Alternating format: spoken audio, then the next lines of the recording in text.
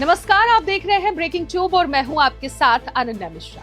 उत्तर प्रदेश के बरेली जिले से एक बड़ी प्रशासनिक और राजनीतिक हलचल वाली खबर सामने आई। बरेली के सिटी मजिस्ट्रेट रहे अलंकार अग्निहोत्री यूजीसी और शंकराचार्य मामले से नाराज गणतंत्र दिवस के दिन नाराजगी जाहिर करते हुए अपने पद से उन्होंने इस्तीफा दे दिया। उसके बाद क्या था? उत्तर प्रदेश की सियासत में मानो अब भूचाल सा आ गया हो।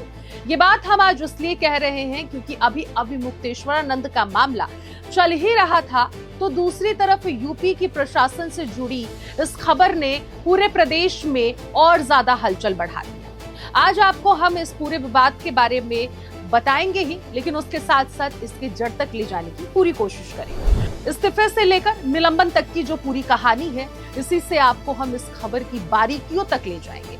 दरअसल आपको बताते चले कि बरेली के नगर मजिस्ट्रेट अलंकार अग्निहोत्री ने सरकारी नीतियों, विशेषकर विश्वविद्यालय अनुदान आयोग यूजीसी के नए नियमों और शंकराचार्य अभिमुक्तेश्वरानंद से जुड़े मामले पर नाराजगी जताते हुए सोमवार यानी कि 26 जनवरी गणतंत्र दिवस के दिन उन्होंने अपनी सेवा से इस्तीफा दे दिया। अलंकार अग्निहोत्री ने विश्वविद्यालय अनुदान आयोग यानी कि यूजीसी के नए नियमों को काला कानून बताते हुए आरोप लगाया था कि ये नियम कॉलेज के शैक्षणिक वातावरण को दूषित कर रहे हैं और इन्हें तत्काल रूप से वापस लिया जाना चाहिए। अब बरेली सिटी मजिस्ट्रेट अलंकार अग्निहोत्री, जिन्होंने नाराजगी जताते हुए गणतंत्र दिवस के मौके पर अपना इस्तीफा सौंपा था प्रशासन को, अब उनके खिलाफ योगी आदित्यनाथ सरकार ने बड़ा एक्शन लिया है। अलंकार अग्निहोत्री को निलंबित तक कर दिया गया है। अलंकार अग्निहोत्री के इस्तीफे मामले में उन्हें सस्पेंड तक कर दिया गया है। अब मंडला आयुक्त बरेली इसकी पूरी जांच करेंगे। पूरी जांच के दौरान अलंकार अग्निहोत्री डीएम कार्यालय शामली में अटैच रहने वाले हैं। दरअसल आपको हम अब बताते चलते हैं अभिमुक्तेश्वरानंद वाला मामला क्या है, जिसके वजह से और यूजीसी के मामले को लेकर अलंकार अग्निहोत्री ने इस्तीफा दिया। तो सबसे पहले आप अभिमुक्तेश्वरानंद का पूरा मामला समझिए। दरअसल 18 जनवरी को माघ मेले में मौनी अमावस्या पर अभिमुक्तेश्वरानंद पालकी में स्नान करने जा रहे थे। पुलिस ने उन्हें रोका और पैदल जाने को कहा। विरोध करने पर शिष्यों से धक्का मुक्की हो गई। इससे नाराज अभिमुक्तेश्वरानंद शिविर के बाहर ही धरने पर बैठ गए और उन्होंने लगातार 48 घंटे के अंदर उन्हें दो नोटिस प्राप्त हो गए। पहले में उनके शंकराचार्य की पदवी लिखने और दूसरे में मौनी अमावस्या को लेकर हुए बवाल पर सवाल पूछे गए थे। प्रशासन ने चेतावनी दी थी कि क्यों ना आपको हमेशा के लिए माघ मेले से बैन कर दिया जाए। अभिमुक्तेश्वरानंद दोनों नोटिस के जवाब भी उन्होंने तत्काल फौरन समय के अनुसार दे भी दिया। अब जानते हैं यूजीसी का आखिरकार पूरा मामला क्या है। दरअसल यूजीसी का हालिया विवाद 15 जनवरी साल 2026 यानी कि इसी वर्ष से शुरू हुआ है। अधिसूचित किया गया शिक्षा संस्थानों में समानता को बढ़ावा देना संबंधित विनियम यानी कि 2026 से जुड़ा है। ये इन नियमों का उद्देश्य कॉलेज और यूनिवर्सिटी में जाति आधारित भेदभाव को रोकना है, लेकिन इसमें झूठी शिकायतों के खिलाफ प्रावधान न होने के कारण छात्र और संगठन विरोध कर रहे हैं। यूजीसी ने कैंपसों में एसटी, एससी और ओबीसी छात्रों के हितों की रक्षा के लिए समितियां और मॉनिटरिंग टीमें बनाने का निर्देश दिया है। सामान्य वर्ग के छात्र इस नियमों को अपने खिलाफ पूर्वाग्रह और उल्टा भेदभाव बता रहे हैं, विरोध कर रहे हैं। छात्रों और संगठन जैसे कि राष्ट्रीय हिंदू, शेर सेना, राष्ट्रीय युवा वाहिनी का आरोप है कि नियमों में झूठी शिकायतों के लिए दंड का कोई प्रावधान नहीं है, जो सवर्णों के उत्पीड़न का कारण बन सकता है। बरेली के सिटी मजिस्ट्रेट पद से इस्तीफा देने वाले अलंकार अग्निहोत्री, जो पिछले 24 घंटे में सुर्खियों में है, इन्हीं विवादों के चलते उन्होंने इस्तीफा दिया है। उनका इस्तीफा स्वीकार नहीं हुआ है और उन्हें अनुशासनहीनता के कारण सरकार ने उल्टा सस्पेंड कर दिया है। इस बीच माघ मेले में मौजूद स्वामी अभिमुक्तेश्वरानंद सरस्वती ने उनसे फोन पर बातचीत भी की है। उन्होंने कहा है कि जो पद सरकार ने आपको दिया था, उससे बड़ा पद धर्म के क्षेत्र में हम आपको देने का प्रस्ताव आपके सामने रखते हैं। तो दूसरी तरफ अलंकार अग्निहोत्री को लेकर खबर यह भी आ रही है कि इस्तीफा देने के बाद से लगातार अग्निहोत्री चर्चाओं में है और राजनीति दल उनसे संपर्क कर रहे हैं, जिससे कि संकेत मिलता हुआ नजर आ रहा है कि अलंकार अग्निहोत्री राजनीति में ही जल्द प्रवेश कर सकते हैं।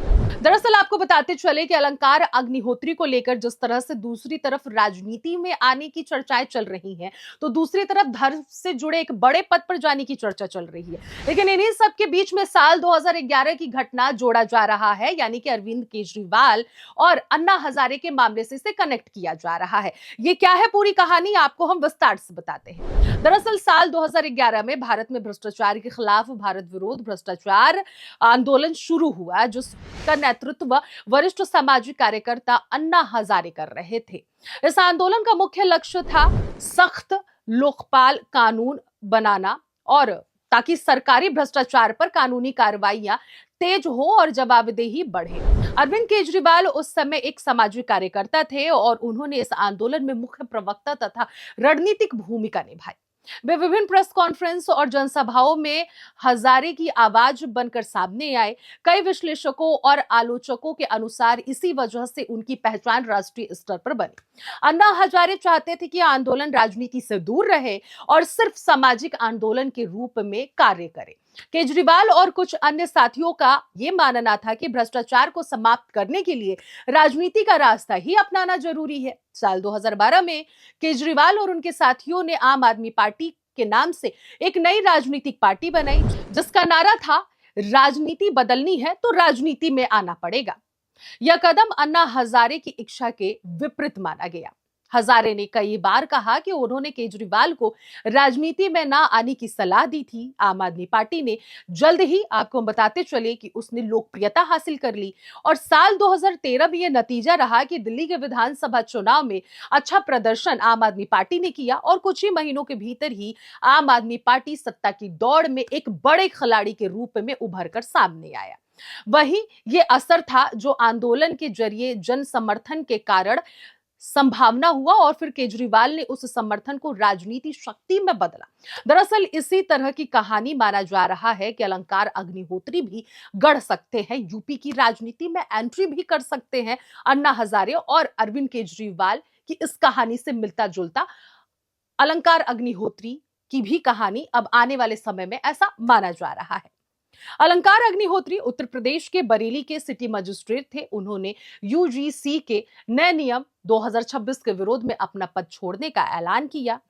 वे इन नियमों को काला कानून बताते हैं मौजूदा समय में, लेकिन सूत्रों की माने तो अग्निहोत्री अपने इस्तीफे की योजना लगभग 5 से 6 महीने पहले बना रहे थे। हालांकि इस खबर को लेकर अभी तक कोई आधिकारिक बयान या फिर कोई पुष्टि नहीं की गई है, और ना ही ब्रेकिंग ट्यूब इस खबर की कोई पुष्टि करता है कि अलंकार अग्निहोत्री पिछले 4 से 5 महीने पहले ही अपने इस्तीफे की योजना बना लिए थे कि माघ मेले के लगभग वो इस्तीफा देंगे।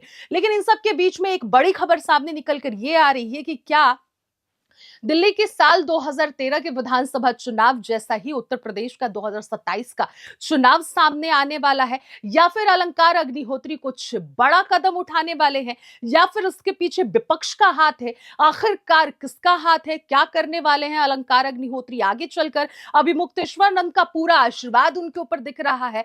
विपक्ष की तरफ से, सत्ताधारी सरकार की तरफ से कई राजनीतिज्ञों का उनके पास कॉल जा रहा है, जो अपने आप में उत्तर प्रदेश की सियासत के लिए एक बड़ी खबर सामने निकल कर आ रही है। लेकिन इन सब के बीच में मुख्यमंत्री योगी आदित्यनाथ अपना अगला कौन सा कदम उठाने वाले हैं अलंकार अग्निहोत्री को लेकर, उत्तर प्रदेश की सियासत से लिए और धार्मिक जो राजनीति चल रही है, यानी कि अभी मुक्तेश्वर को लेकर, इन सब के बीच में आखिरकार उत्तर प्रदेश कौन से रुख की ओर जाने वाला है? सत्ता से लेकर सियासत, और सियासत से लेकर प्रशासन, और प्रशासन से लेकर अब धर्म की लड़ाई तक उत्तर प्रदेश जाकर सिमट चुका है।